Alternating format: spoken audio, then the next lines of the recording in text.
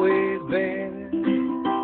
Living free just like I do inside my head. On the land or the sea, in my houseboat or in my RV. Living free.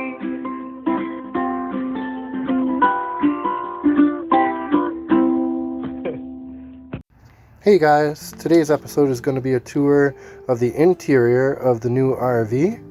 It is a 19-foot E-Pod with the off-road package and winterization package on it. Hope you enjoy. So I guess this is all the, where everything, all the works happens in the RV. Stove in the oven. Fan when you're cooking, TV, DVD player, HDMI hookup.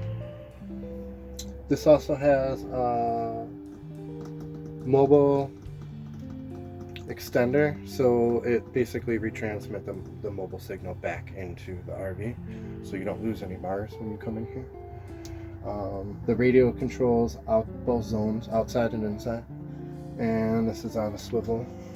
But it also locks in place, so when you off-road, it's actually locked down.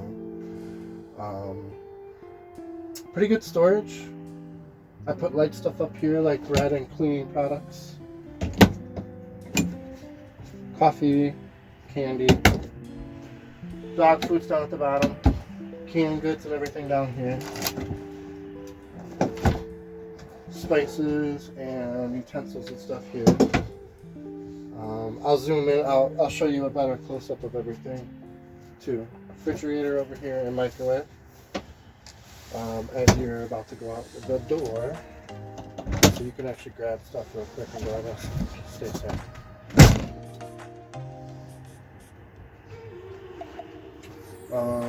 Everything's pretty easy to clean. I really like the drying rack that makes the sink counter space too. And you can roll it up, or you can do half of the sink so you can dry dishes while you're washing them. And then you could have stuff in the sink and still cover it up because it's pretty deep, as you can see. And then the stove also becomes a countertop. And cook on it. And it's actually pretty good.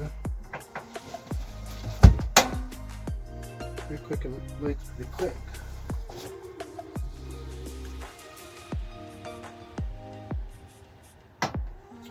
And I've cooked pizza. I'll show you a picture of that too.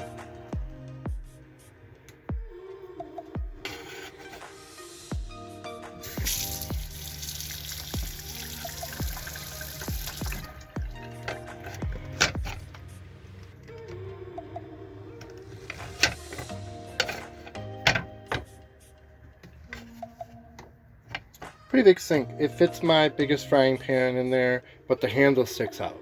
So when the frying pan's in there, you have to leave it like that.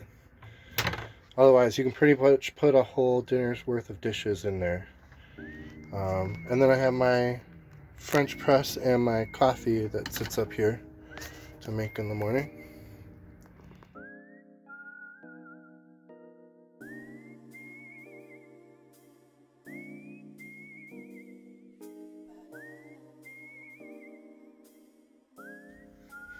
So the refrigerator and the freezer is only 12 volt. It does not run off of propane. It only runs off of my batteries.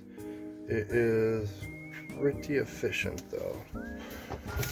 Although I had to get lithium batteries to have it all work well. But at least I have ice cream on the road. And then it runs off of the truck when I drive down the road. So everything charges off of the truck when I drive down the road. But yeah, ice cream. Frozen. The slide out in this unit has the sofa. It is also a full-size bed that you just flip down. And it turns into 2 chairs with a little divider. Has soda holders in the middle and on both sides. And it is also the place where Cricket hides behind. Here's my storage. I have everything from tools for drills and starting fires and long underwear and books to dog treats and cat treats up here. And then, if the cat is not hiding behind the couch, she is playing with her cat post over here, which, as you can see, will take up way too much space. So we'll figure that out.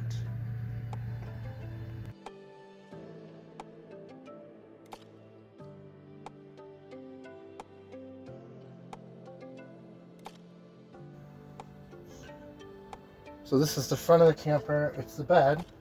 It's a true queen size bed. There's no tapering or anything like that. It's completely rectangle.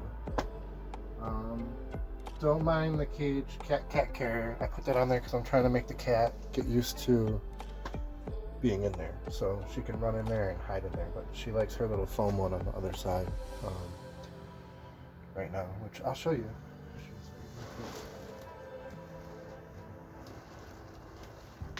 You can see her. There she is. Anyways, this is how big the bed is. People said, why did you get it clean? Because my Doberman takes up more room than I do on a bed. She takes the rest of it. So, and then all my clothes are stored up on top and in this hanging closet right here. And then pots and pans and all my dishes are in this big old drawer underneath the bed, right on the ground, so it doesn't, because it weighs the most.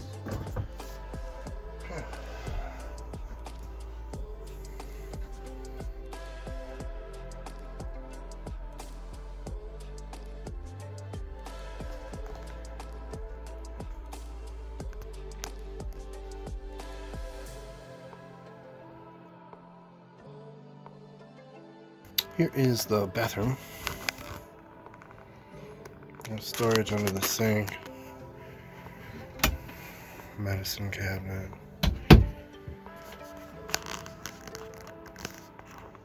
Fantastic fan. I keep my vacuum in here as well. Recirculating shower, so you can run hot water right back into the fresh tank, and this turns bright red once it gets hot, so you don't waste any fluid or any liquid. And then when it gets really cold, you can run hot water right into your tank to keep it thawed. You know, every 6 or 8 hours you can bring up the temperature of the tank.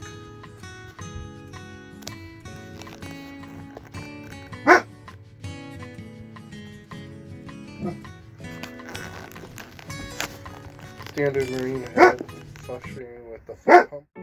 Here is one of the control panels, and basically you push on here to check how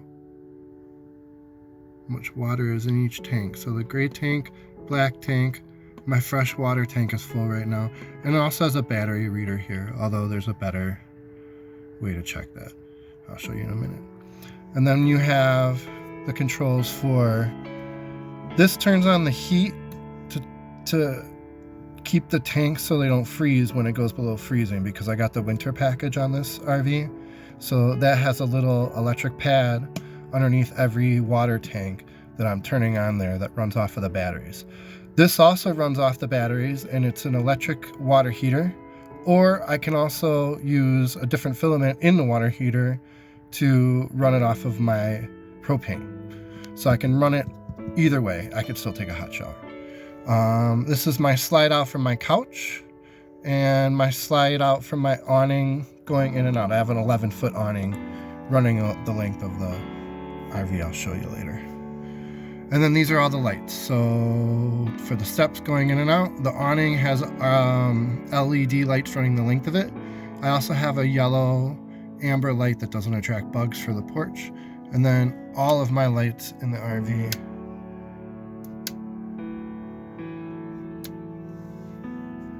go off of the interior one. This panel is my charge controller. It shows me what the solar panels are doing and what the batteries are doing. It's currently showing me I have 51 amp hours left at the usage I'm using right now. I have 13 volts in my battery bank, and the solar panels are sending 6 watts above and beyond the charging that they're doing and controlling all the power now to the batteries. I hope you guys enjoyed the tour of the inside of the camper. Next week I'll do the exterior, and we'll go over all the solar and off-road capabilities that it came with, as well as the 3 to 4 season camping heating elements and stuff. If you have any questions, please put them in the comments. Please put a thumbs up, and if you haven't subscribed, go right ahead and do so. Thanks for watching.